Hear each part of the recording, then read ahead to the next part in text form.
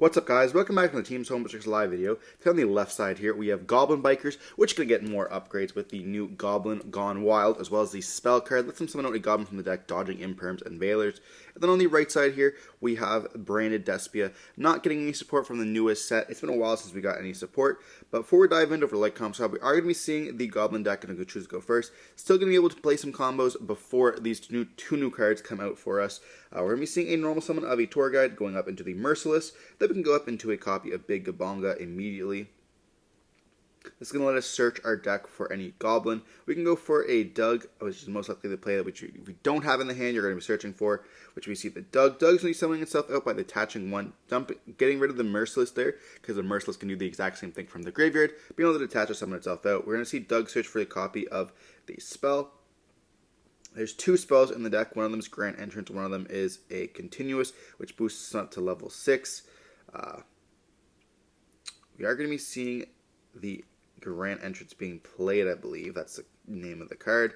And it searches us for a Goblin Biker, which is going to be the Clatter. Clatter is going to then attach to summon out once again, which can then reborn out the one from the graveyard here, going to be the copy of the Merciless. And so we are on the 5th summon, and we're not going to be seeing a Nibiru being dropped. We're going to go overlay up into another. We could go for the Djinn. The Djinn is a light fiend, which is going to let us have access to the Featsmith engine here, which we are going to be seeing them make. Going up into the Engraver, and the Engraver is going to be able to be equipped, go up to Princess, and then we can either go for a Caesar or we can go for a Desiree line, depending on which variation we want to go for. We're going to be seeing the Featsmith being summoned out, and then it looks like we're going to immediately up into the copy of the Caesar here. Being a 2-negate, this is very hard for Branded to be able to beat unless they have a copy of Dark Ruler or maybe a copy of Droplets there. We're going to see Itelli summon out a Nyan Nyan here, which is 2 level 3s by being in the graveyard when you normal for summon out a level 3. We're going to go for the Armored Torpedo, which can then attach, letting us draw 2. We can then go up into the Armor XYZ, which let us search for either the trap or the spell by attaching 1. We only play the trap, therefore we're going to search for 1, and we only needed to attach 1 there. Not that in this case we would have multiple, but it's just letting you guys know. And then we're going to go into the Full Armored Suck one. Interesting that we do go for this here. We can attach to summon out with the Merciless here, and then Nyan Nyan will be able to summon itself out for another level 3, or another rank 3 here.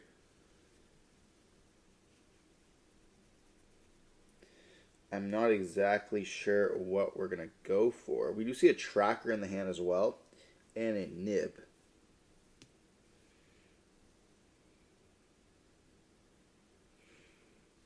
And so they're trying to figure out how they do this. So the Full Armor XYZ lets them overlay into a level 3, and then they can actually trigger the effect.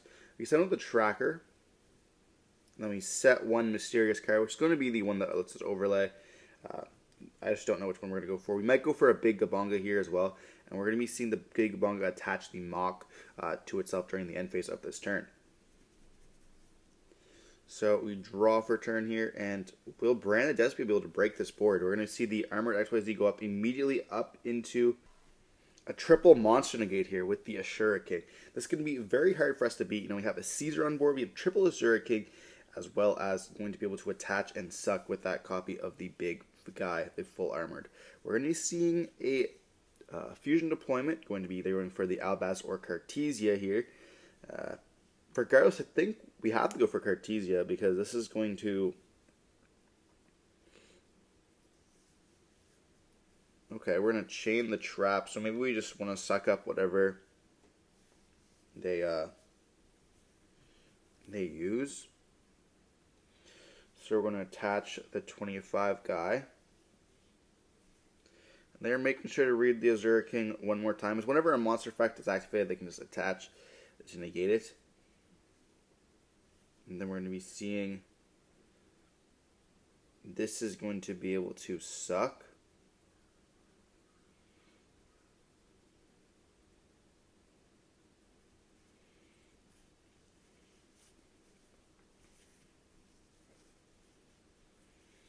Cartesia gets summoned here. We do play Grangadon in the extra deck, obviously.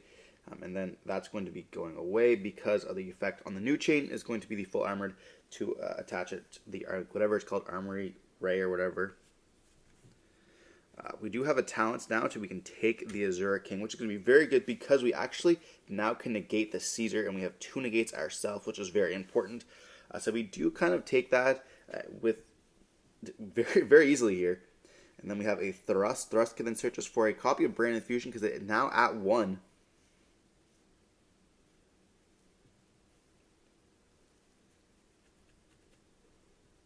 I mean, Talent Saver is really nice. Being able to just essentially stop that copy of the copy of Caesar here. And you know, when you're able to take a monster negate, that's 3 times, and then also being able to negate your opponent's Caesar now, essentially, it's going to be pretty nuts. We're going to be seeing the loss being added to the hand. Now we have branded loss as well as branded fusion, which can allow us to not be interrupted unless they have a copy of Ash Blossom in their hand. We know they have Nibiru. They do take a second to read the branded loss. Very important that you do know how to read that card. Being able to just not negate the activations. Like, they couldn't Caesar the branded fusion now at that point, but they still would not be able to. Yeah, so we're going to go branded fusion, and that's going to resolve. We don't see an Ash Blossom here, and now they won't be able to respond when we do summon. We're going to dump a Lubellion and an Albaz. We already have the loss on the field, so we most likely should be dumping the copy of Cartesia instead. We're going to go Chainlink 1, Chainlink 2.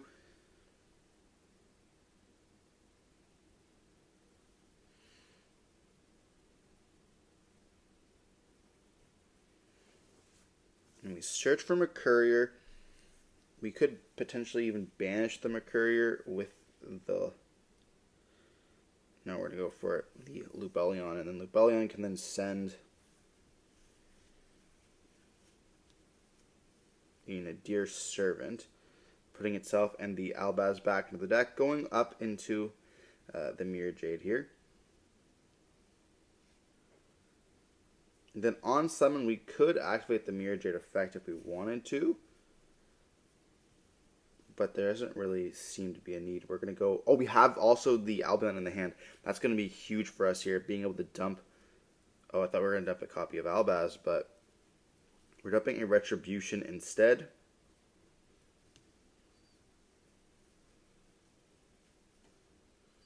So we're not going to have any access to a branded in red line here, unless we go for a Titaniclad, which we're going to be seeing the Mirror Jade dumping the Titaniclad, which can summon out a Quem and dump the copy of Albaz. But I feel like we're forced to banish the Caesar because if, like, we see currently the Nib in their hand. We have a Mercourier in the hand as well, so we have like 2 essentially negates on the field. But if we get rid of that Caesar, we are going to be able to resolve the Titaniclad in the graveyard during the end of the turn, which I think is just kind of important. You know, we have the big Gabunga suck when we do try to negate a card with the Azura King. Other than that, there's not really much of a threat. I think that the big guy is going to be, obviously, you know, have a lot of attack, and that's going to be a little bit scary as well. But we could dump the Cartesia in another way as well here, which we probably should have been able to do. We are going to be banishing that instead, probably focusing a little bit too much on getting that Cartesia back from us. But now we have to find a way. We're going to see Nibiru going to be activated here, and we chain the Azura King. So now we are going to be able to, and we have a Veiler as well. This is going to be met with a Mercourier, most likely. Yeah. There might have been a world where we just let this resolve, actually, and we just lose our entire board, because now Gabunga is going to be able to suck up. So maybe we should just let it resolve and wipe the board. Mirror Jade will then be able to activate if they have any other stuff. Then we could just go Titaniclad. They have 1 card left, which essentially would have been nothing. Like, now we can't really beat over the Caesar, so our Titaniclad is going to be negated during the end phase of this turn, which is going to be very important. We can beat over the big Gabunga to get our Mirror Jade back in the graveyard, but it's not going to do very much for us at all at this point. So we do see the Mirror Jade go to the grave. We will have the Albion, but Albion will not be able to really search for anything. You know, it can search for a copy of branded in red, but we have no targets in the graveyard here, which is why I really like dumping Albaz instead of the Retribution, especially when you don't want to be able to use it that turn. But we aren't going to be seeing anything else. I feel like we probably should let that nib resolve because we were going to be able to summon out regardless here, especially when we summon with the Quem. If they do anything with the extra deck, Quem will then be able to summon back out the mirror that we have in the graveyard already. And we have the branded in red line here as well. So a little bit of a misplay. We also have to give back the Azure King to our opponent here, unless they want to maybe go for like branded in red immediately. If they would have dumped the Albaz, and then they could have been able to target the Albaz, use the Azure King, and the Albaz go up for another Mirror Jade, and then Mirror Jade sends to banish the Caesar here, because I can't negate the activation of branded in red, which is important. But we're going to see Titanic Click and activate the effect, and that's going to get negated with that Caesar here.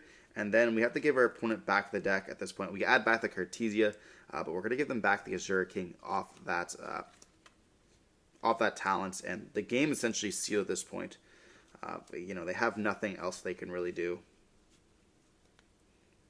So we now have back a special summon negate, a Branded Red, which cannot activate, as well as an Azure King to negate monster effects. And we have 2 cards left in the hand. They also have a Mock in the graveyard, as well as a Merciless, I believe. So we're going to be going very much full combo here. We're going to be seeing Mac detach from the Azure King, leaving that 1 negate on the field, summon itself out. And then Yan Yan can summon itself out as well, because it did see a level 3 being summoned. And then we can go immediately up into a Gabunga if we wanted to. But the game is over at this point. Branded definitely should scoop it up.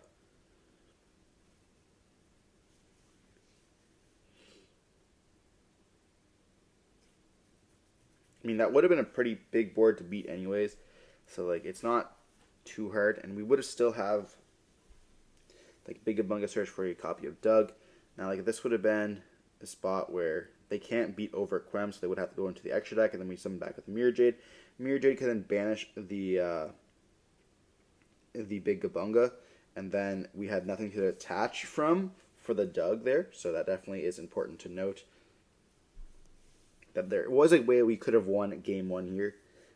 Obviously, it's a lot easier to understand the game when you are when you're not playing it, when you're able to see and you're not in the driving seat. We go for the Merciless attach, summon out once again. And like you see here, we have almost infinite materials. We're going to be able to power through it. We attach with the Big Gabunga here, and now our field's absolutely empty, and the branded red that we have in graveyard, or branded red that we have set, is not going to be able to do anything here. We're going to be seeing the continuous spell going to be turning them into a level 6, which can then make us go into the Crazy Beast here. And that Crazy Beast can actually suck up spells, which is very important as well. Especially in a matchup like this, being able to take the loss can be pretty important. Branded can be quite lost without it.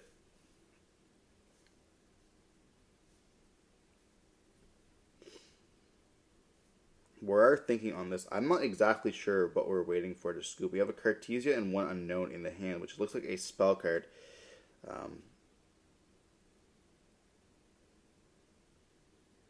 We're pretty much just winning here automatically. We're going to see Crazy Beast attach the Lost to itself. And we just see Branded admit defeat here, knowing they have just lost the game.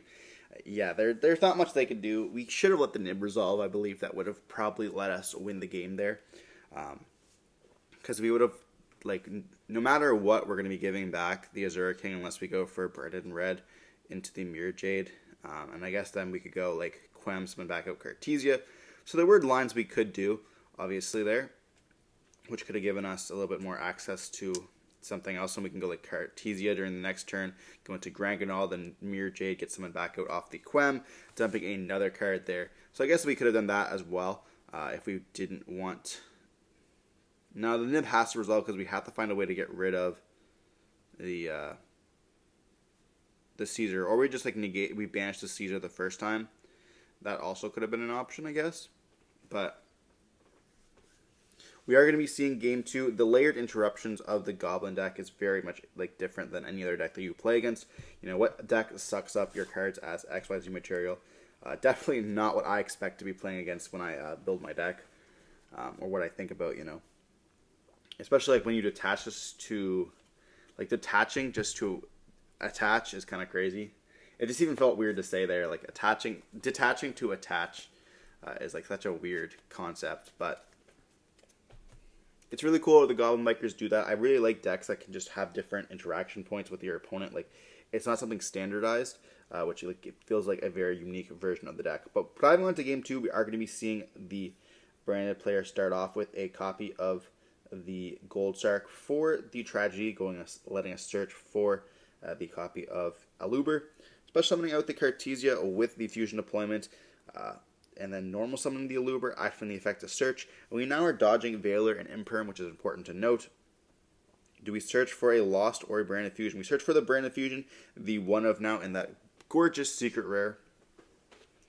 You know, it's so sad that unfortunately we just got the high rarities of Branded Fusion, even for people who don't want to buy QCRs. You got the secret rares, and then they hit it down to 1. Very unfortunate that we did have that, you know, the like real reprint of Branded Fusion, because if you don't count the OTS alties. But we see Branded Fusion getting resolved, going up into an Albion, so we don't Ash this here, which is quite nice. And then we can banish an Albaz from the hand, as well as an Aluber, to go for that Lubellion. Lubellion is going to be discarding a copy of Gimmick Puppet Nightmare here. We might be Gimmick Puppeting our opponent, going up, and we do chain the Cartesia, trying to get that extra resource that we don't really need because we can go for a Branded Lost angle. But we're going to be dumping as well.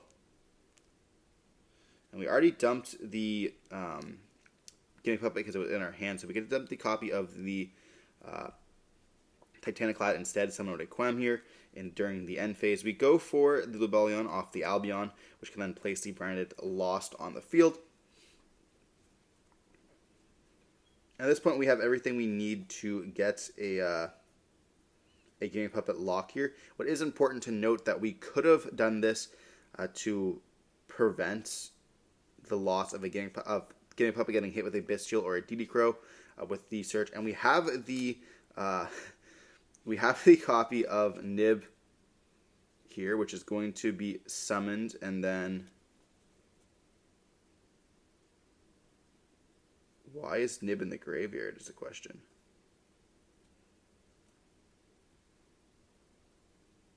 Oh, because they're going to activate the Mirror Jade during the end phase. Okay, so they just already know. They're going to go effect, and then we summon up the copy of the Quercus. I feel like that's definitely a misplay there.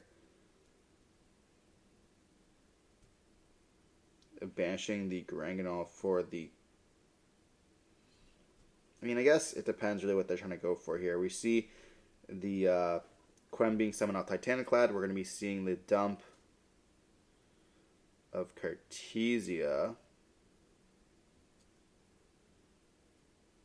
And we are going to give up at our opponent here at this point. Yeah, they scoop it up because they realize that we are getting Gaming Puppet locked. We just go immediately up into a Branded and red. If they don't have anything, they get hit with that Puppet, and then that's going to be just the game right there. So Gaming Puppet is obviously very viable if you still don't have any interaction. It does lose to anything like a Bestial there or a DD Crow, which I think is going to be a little bit more prominent in the next meta. Especially DD Crow, that card's going to be absolutely crazy, you know, being able to snipe those cards from the graveyard. Like, we're looking at the top decks, we see, like, Snake Eyes obviously going to be very good with the Azamina cards. Being able to hit the Deception or something like that in the graveyard, making them not be able to put back or add back is going to be quite nice. Getting that second fusion off, and making them have to have another one from the deck. Ubel, it's like a hit or miss. I don't think it's going to be that good against Ubel, obviously. But there are some times where you can hit the card at the graveyard, which can be pretty useful. Against Tempai, it's very bad. Memento is apparently going to be a top deck. It's going to be very good against Memento. Being able to hit their big guy from the Banish Zone is going to be quite nice. But they will have the level 5 Acheron, I believe its name is, which will allow us to play back from the Banish Zone as well, which is important to note. Definitely, you know, people are like, oh, well, the card's really good right now against Memento. That doesn't mean it's always going to be. We do get a new card in the next set. And then, obviously, versus, like, Branded, it's going to be good. And, like, a bunch of other random stuff, like Voiceless Voice, is going to be good as well. I don't really know what other cards we're going to be seeing. I see Labyrinth most likely going to be getting a little bit more resurgent of a play. Obviously, because Moltres Armies are going to be very popular. And that deck does not need to to really summon from the deck during their turn. They can just wait to use their traps for their next turn, which I think is going to be, obviously, DD Crow can be quite nice against that deck, being able to banish the big welcomes and make them essentially not be able to bounce or reset them off the copy of Lovely. We are going to be diving onto game 3 here with the Goblin Biker's going to go first. We're going to be activating the spell, which can let us have an additional normal summon. We're going to normal summon the copy of Merciless and normal summon the copy of Doug. Doug's going to activate the effect searching for another spell. This is going to give us both access to an XYZ, though, which we clearly did not have before. We see a Nibiru in the hand, as well as, I think, a Talents, maybe? Or another spell and a trap here. Okay. That could be a copy of D-Barrier, which would essentially steal us the game 3 right away. We're going to be adding the other Goblin Biker spell here, and then we're going to go up into the Big Gabunga. Big Gabunga, we will just search for really whatever we need in our hand. We already have used Doug, so we're not going to be searching for Doug here, but we could go for a Mock. Mock can attach to summon and then summon out another one here.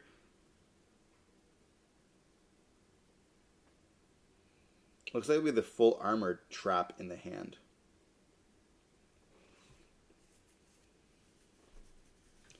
We're going to go Mock. Oh, we aren't going to Mock here. Okay. Or that was not Mock. That was Clutter. I don't know if they have access to another level 3 is the problem. Like, they have access to one level 3 they can add back or add off the Goblin, but they have to find a way to get a second level 3 on the field here. So they think they're going to search for Mac. Yeah, we're going to search for the Mock.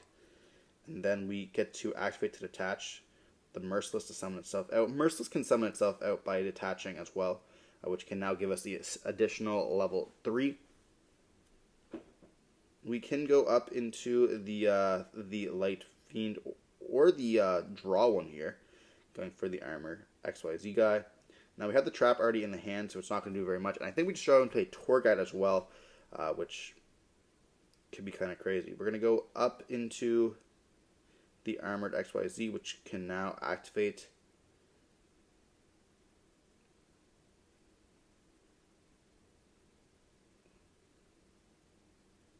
we're going to see the spell detach to add back. Okay. So we're just going to go up into the Armor XYZ guy to be able to attach to add a Goblin back. We set 1 here. And then during the end phase, we will be able to attach with the Big Gabunga. So not looking like the best end board that we saw game 1. That game 1 end board was amazing. We're going to be seeing the Clutter being attached to the Big Gabunga during the end phase here. But yeah, that last end board was incredible by the Goblin deck. Obviously uninterrupted with a Tour Guide as a normal summon, and then I think 2 extenders in the form of Nian Nian as well as the Psychic Wielder there, which allowed us to go for the Azura King. But we are going to be seeing them just pass turn on this, which is not that bad. You know, they have the XYZ, which would have been able to be searched off of the XYZ armor here. Just opening up a brick is kind of unfortunate. We do see Lubellion pitching itself to search for the Sorenir, and then we normal summon the Albaz, activating the effect using itself and pitching the Sorenir. And they are going to think on this. It doesn't target, so they are going to be able to just fuse away up into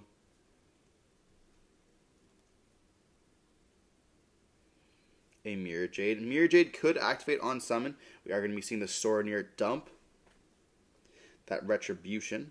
And then we're going to activate the Albion to dump a copy of Branded Fusion as well. So now we have access to Branded Fusion, and we're going to be drawing 1 card here, which can be quite nice.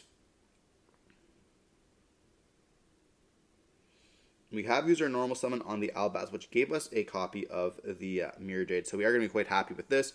We do see the add back of Branded Fusion off that Retribution.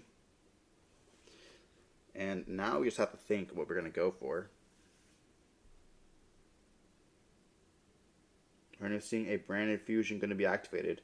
We're going to be sending the Albaz as well as a McCourier. For a Rinbrum, okay. This way they can bounce the Big Gabunga or an XYZ whenever they do use this. Anyone who has played this deck or played Chimera definitely knows the power of Rinbrum. Rinbrum's actually a crazy card. We do see Gold Sarcophagus here, being able to banish the McCourier as well, letting us search for a Cartesia.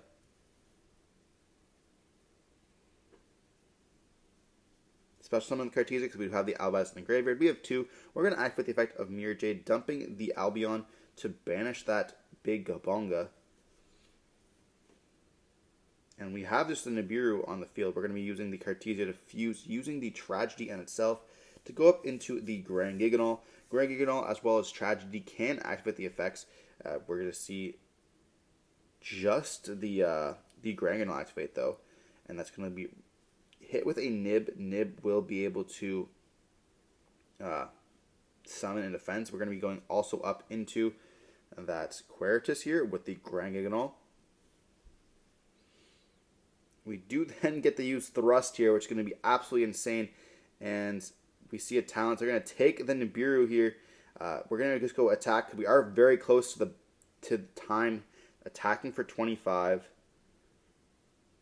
And then we get to set 1 and end phase. We will be able to go very ham here. We're going to be seeing Titaniclats then with the Quem from the deck. Quem can then dump anything here. Probably a High Spirits, just so we can add it back to the hand.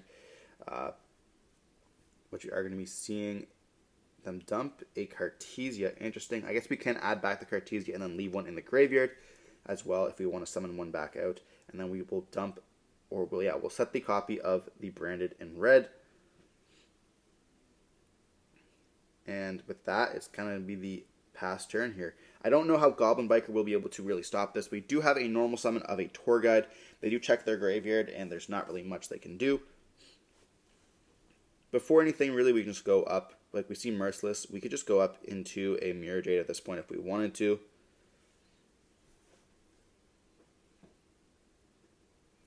Or we can go for a Sanctifier line as well. And now we don't have a Gimmick Puppet, so we can't really do that. But if we did keep it in our deck, we could Gimmick Puppet lock them if we wanted to. But we see Time get called, and that's just going to be an admit defeat. We saw a Gimmick Puppet in the hand as well, I think. Oh no, it was the set card that they use as a token. So we see Brandon end up taking the win with Time. Kind of unfortunate that we did see it there with the talents being able to take it and just speed over to get that little bit of advantage against the Goblin Biker deck. The deck is quite cool. Gimmick Puppet in game 2. I think that if we would have scooped game 1 a little bit earlier, we would have been able to play out game 3. It would have been interesting to see how that would have resolved. But regardless, hope you're watching the video. Don't forget to like, comment, subscribe to see more content like this. Goblin Biker's going to get me support next week, so stay tuned for that. There's going to be a deck profile coming up soon, as well as combo videos. Don't forget to stay safe. Peace.